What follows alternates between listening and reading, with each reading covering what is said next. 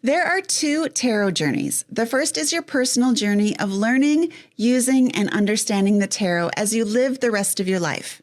This is a lifelong journey. The second tarot journey is presented in this video. In this journey, the Fool, the first card of the tarot deck, becomes the hero of his or her own life by taking a path that travels through each of the 22 major arcana cards. This becomes the story of the Fool's hero's journey, as presented by Joseph Campbell in The Hero with 1,000 Faces, if you're familiar with that book. The hero's journey is a storytelling structure used by writers and artists as a way to understand the common archetypes and problems of life.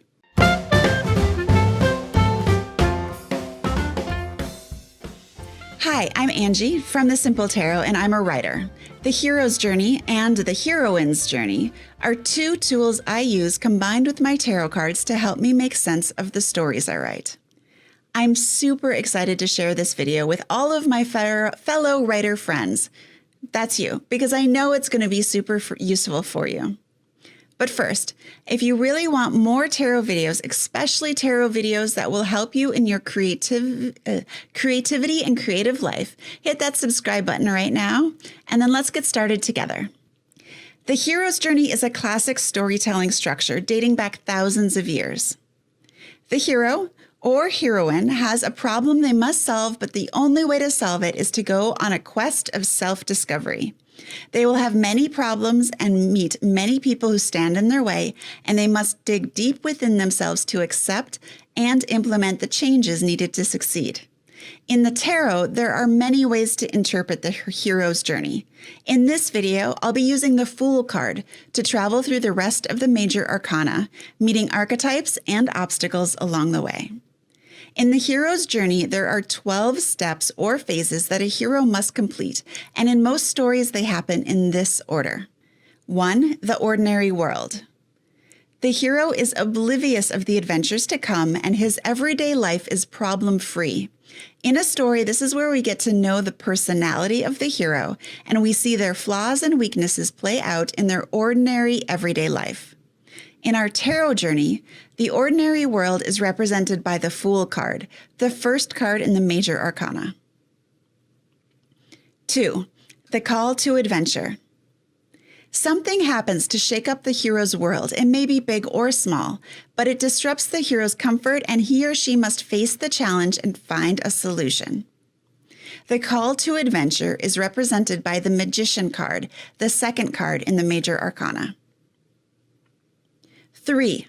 The refusal of the call. Most often, the hero will outright refuse to fix the problem or will have doubts about his ability to do so. His comfortable couch seems so much more appealing than the unknown and perilous road ahead. There are no cards in the major arcana that perfectly match the refusal, although I can kind of think of a few in the pip cards, but anyway, in a story, the refusal of the card call is optional. Sometimes the hero is forced to act, whether they really want to or not. 4. Meeting the mentor. The hero needs someone or something to spur him into action and point him in a direction. This guidance usually comes in the form of a mentor who gives the hero strength and courage. In our tarot journey, the mentor figure will be on the next 5 cards: the High Priestess, the Empress, the Emperor, the Hierophant, or the Lovers. They each have unique wisdom and experience, and depending on the hero's problem, will have the advice he or she needs. 5. Crossing the threshold into the new world. The hero is ready to begin the journey. At this point in the story, our hero will leave his or her comfortable and familiar life and cross the threshold into a new world. In most stories, this is a literal change of location. And once the journey starts, there's no going back. In the journey through the tarot, this is represented by the Chariot card. 6. Tests, allies, and enemies. Things never go easy for our hero. Now that he is committed to his quest, there will be a series of increasingly difficult challenges to test him. This will be a combination of obstacles in his path, bad choices or mistakes, and people who try to stop him. He will earn friends who help prepare him for the greater ordeal to come. He will come across enemies who will do everything they can to stop him. He will succeed and fail during these challenges, growing stronger through each one. In the tarot, these tests, allies, and enemies are represented by the next 4 cards: the Strength card, the Hermit, the Wheel of Fortune, and the Justice card. 7.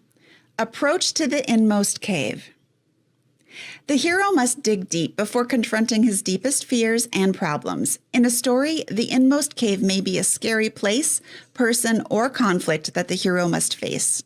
Despite his prior lessons and successes, the hero again doubts his abilities. Unlike before, he doesn't need to be pushed by a mentor to face his fears. He'll do it himself. Ultimately, in the cave, the hero accepts that he or she is flawed and will likely fail, but must still continue the journey. In the tarot, the approach to the Inmost cave is represented by the Hanged Man. 8. The Ordeal.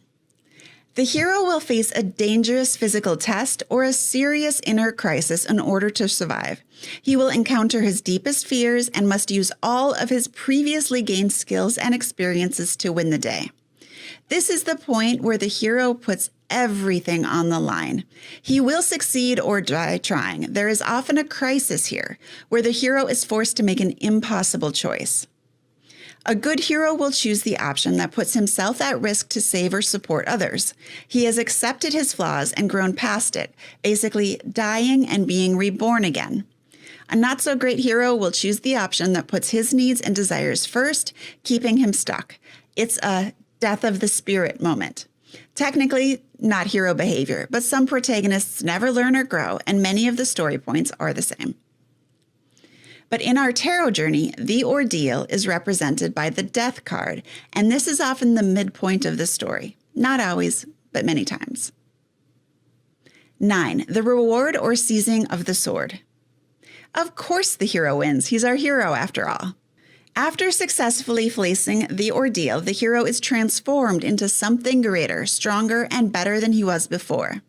In a story, the reward is usually represented by a physical object, a secret, or reconnecting with someone or something he lost. Even though it seems like the hero has completed his quest, it is really only half over. He still needs to bring his lessons back to the ordinary world that he came from. In the tarot, this is represented by the Temperance card. 10. The Road Back. The hero starts to return home, yet his journey is not over.